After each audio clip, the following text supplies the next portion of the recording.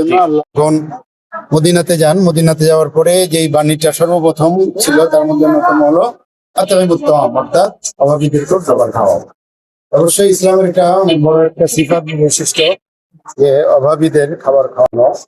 তো আমি দোয়া করি আল্লাহ যেন এই উদ্যোগকে যেন সফলতা দান করেন এবং এটা যেন আল্লাহ যেন অব্যাহত রাখেন, আর খাবাইলে আল্লাহ আল্লাহ বরকত দান করেন। আরেকটা আজকে নতুন একটা আয়োজন করছি আমরা, 2 কেজি আলু 10 টাকা করে।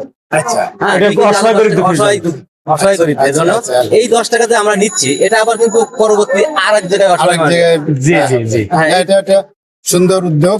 এভাবে যদি আমরা প্রত্যেকেই যদি এরকম অসহায় মানুষের পাশে দাঁড়াই, তা আমাদের মনে হয় যে আমাদের এই যে মানবিকতা বা এই মানবিক বললেন যে আলো আছে। মূল্যবোধের জায়গা থেকে আমরা আলহামদুলিল্লাহ পরস্পর একজন একজনের পাশে এভাবে দাঁড়াইলে ইনশাল্লাহ আমাদের সমাজটাও সুন্দর হবে। এবং সবচেয়ে বড় হলো মানে মালা হুব্বান জাম্মা, মানুষের মধ্যে কৃপণতা একটা জিনিস আছে। তো মানুষকে খাবার খাওয়াইলে মানুষের যে কৃপণতার একটা খারাপ বৈশিষ্ট্য এটা দূর হয়। আমরা আসলে চাই এই ধরনের গরিব মানুষের গুলো খাওয়াতে। আজকে হয়তো 150 থেকে 200 জন।